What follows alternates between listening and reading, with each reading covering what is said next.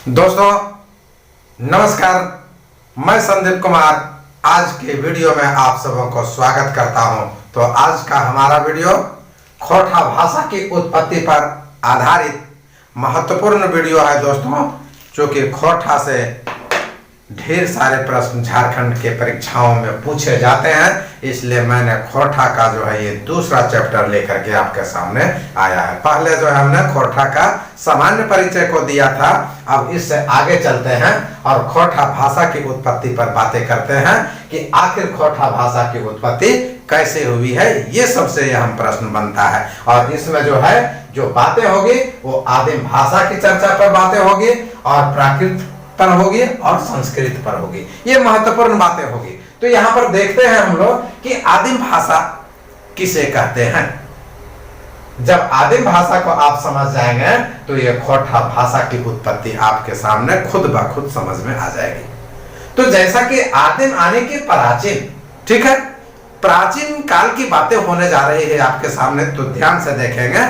इसमें जो है मैं बात जो रखूंगा वो एक झा महोदय की बातों को मैं रखूंगा, ठीक है। विद्वान हमारे एक झा क्या कह रहे हैं कि खोरठा भाषा की उत्पत्ति जो हुई है वो आदिम भाषा का ही एक रूप है, उसके आधार पर हुआ है। वो कह रहे हैं कि प्रकृति में प्राकृतिक घटनाओं के कारण, कहा ये हमारा प्रकृति में जो है प्राकृतिक घटनाएं होती है, ठीक है, प्राकृतिक घटनाएं होती है। आनी जो है प्राचीन काल से जो है प्रकृति में जो घटनाएं होती आ रही हैं, वो कौन कौन सी घटनाएं होती हैं, तो बहुत सारे ध्वनियां पाई जाती हैं।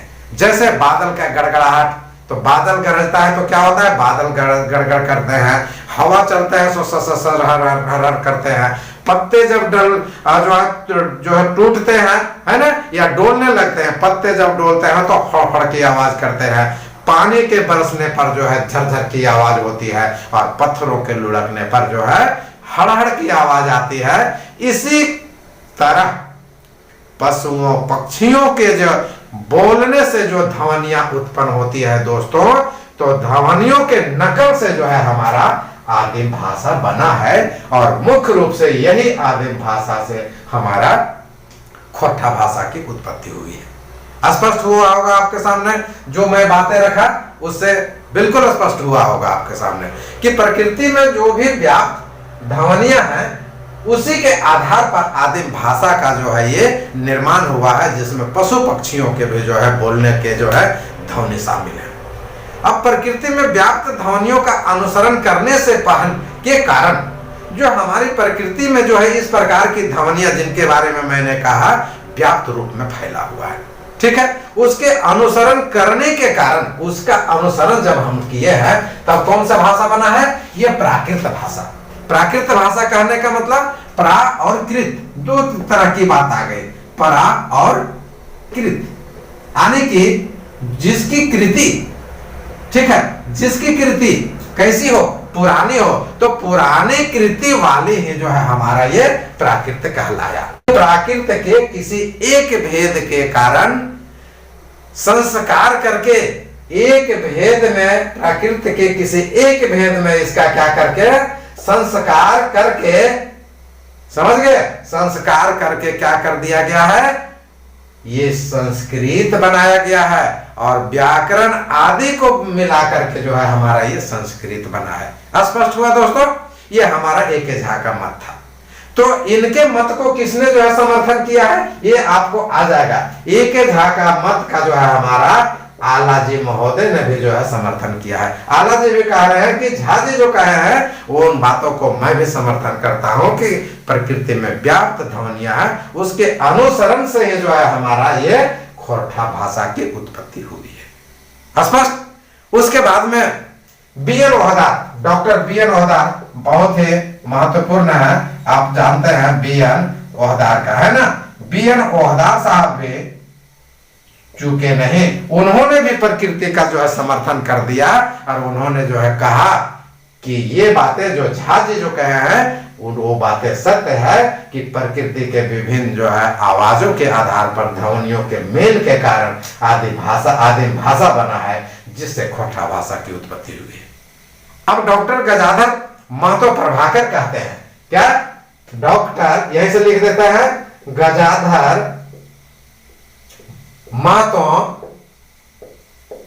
प्रभाकर। ये क्या कह रहे हैं कि नहीं, खोरठा का विकास मागधी अपभ्रंश से हुआ है। किससे? मागधी अपभ्रंश से जो है हुआ है। ये आपको जो है आएगा मागधी अपभ्रंश से। किसने कहा है? तो आपको जवाब देना होगा कि डॉक्टर गजाधर महतो प्रभाकर ने कहा है। अब नरेश नील महोदय ने भी जो है ये समर्थन कर दिया। किनका? गजाधर बाबू का। नरेश नील कमल महोदय ने भी जो है समर्थन कर दिया कि ये जो है मागधी की बात कर रहे हैं। जो अपभ्रंश है वो सचमुच में जो है हमारा यही खोरठा का जो है भाषा की उत्पत्ति से संबंधित महत्वपूर्ण बात है। अब मैं झारखंडी भाषाएं और उसकी लिपि पर मैं चर्चा करने जा रहा हूं दोस्तों। तो देखते हैं कुछ झारखंडी भाषा और उसकी लिपि। महत्वपूर्ण प्रश्न आता है इसलिए मैं ये दे रहा हूं कि संथाली भाषा की लिपि क्या है? ओलिच की। बहुत ही महत्वपूर्ण, ठीक है। संथाली भाषा की लिपि ओलिच की। कुड़ुक की लिपि जो है तोलोंगसी की। हो की लिपि बरांगची की। कुरमाली की लिपि कुरमाली चीज और खोरठा की लिपि खोरठा लिपि है दोस्तों। और ये जो है हमारा जो है डॉक्टर नागेश्वर महतो के अनुसार। अब मैं बातें करने जा रहा हूं खोरठा संपर्क भाषा के रूप में है कैसे। तो खोरठा समेत अन्य जो सदानी भाषाएं हैं अपने अपने क्षेत्र में जनजातीय समुदाय के बीच क्या कर रहा है दोस्तों? संपर्क भाषा का काम कर रहा है। तो खोरठा क्षेत्र में खोरठा भाषा मुख्य रूप से संथाल जनजाति के बीच में क्या काम कर रहा है? संपर्क भाषा के रूप में काम कर रहा है। महत्वपूर्ण प्रश्न आ रहा है। खोरठा क्षेत्र में खोरठा भाषा मुख्य रूप से संथाल जनजाति के बीच में जो है क्या कर रहा है? संपर्क भाषा का जो है काम कर रहा है। जबकि शेष जनजाति, कौन? शेष जनजाति में मुंडा, उराव, करमाली, लोहरा और ये बेदिया जो है क्या कर रहे हैं? अपनी मातृभूमि को भूलते जा रहे हैं, खोते जा रहे हैं मित्रों। और अब इनका मातृभूमि क्या बन गया है? ये जो है इनका मातृभूमि सम्मिलित रूप से ये सभी का खोरठा भाषा बन गया है। समझ गए? ये हमारा जो है मातृभाषा जो है हमारा ये बन गया कि खोरठा को मातृभाषा के रूप में इसे स्वीकार कर लिया है। ठीक है। अब खोरठा भाषा और लिपि पाली की बातें मैं करता हूं। किसका? खोरठा भाषा और पाली का। तो खोरठा भाषा और पाली भाषा में ध्वनि का जो है मेल है। किसका मेल है दोस्तों? खोरठा और पाली। ठीक है। ये दोनों में जो है क्या चीज का मेल है? ध्वनिगत मेल है। ध्वनिगत मेल है। ठीक है। आने की जो आवाज जो है बोल जो रहे हैं उसमें जो है दोनों में मेल पाया जाता है।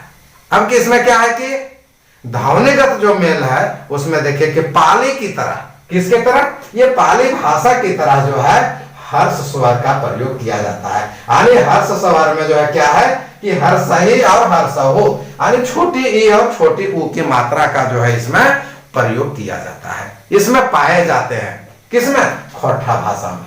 जैसे पाली में किया जाता है तो उसी प्रकार से जो है खोरठा में भी छोटी ई और छोटी ऊ का जो है प्रयोग किया जाता है। किसके तरह? पाली की तरह। अब खोरठा में आकार की बहुलता पाई जाती है।